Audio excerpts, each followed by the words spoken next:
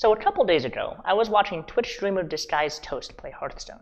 And during his stream, he had to start making dinner. But instead of stopping the stream, he put on a backpack that had a camera on it. And he was able to stream his way to the kitchen, start making his food, and then come back to the computer.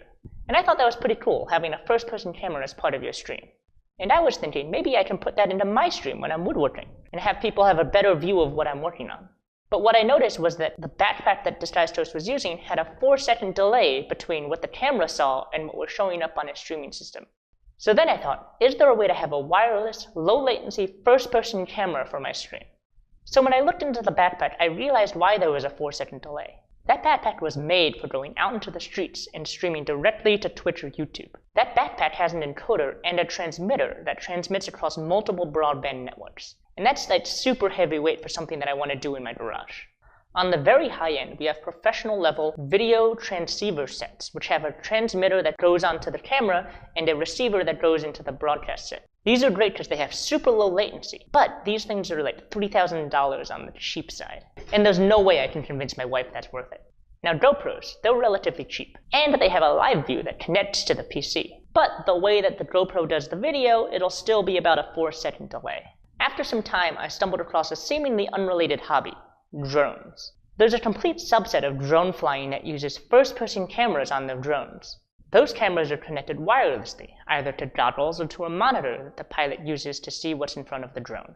Since these drones are fast, you need a low-latency camera to be able to control it effectively. And they need to be cheap because the hobby is relatively cheap, compared to something like broadcast television. The double-edged feature of these types of cameras is that they use analog signal, which means there's no latency cost with encoding the video before transmitting, but on the receiving side you end up with that old-school TV-like static. So after my research, I was able to buy a bunch of stuff and make this pair of first-person view glasses, which looks like this, and has a latency of that. Now let me show you how I made it. Okay, this place is a mess.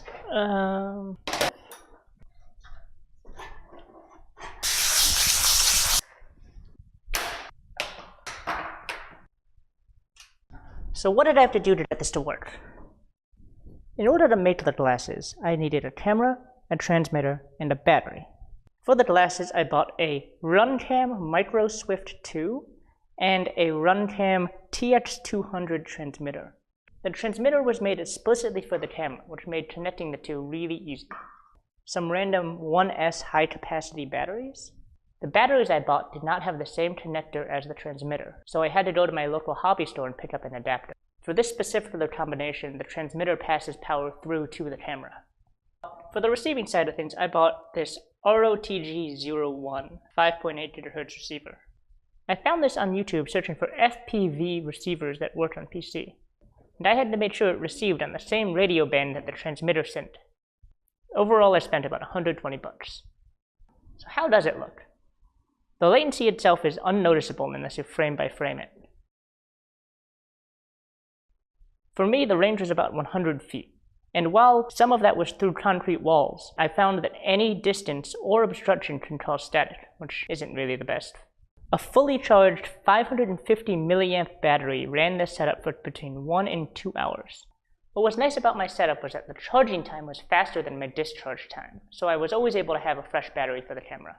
At the end of the day, the concept worked really great for my stream.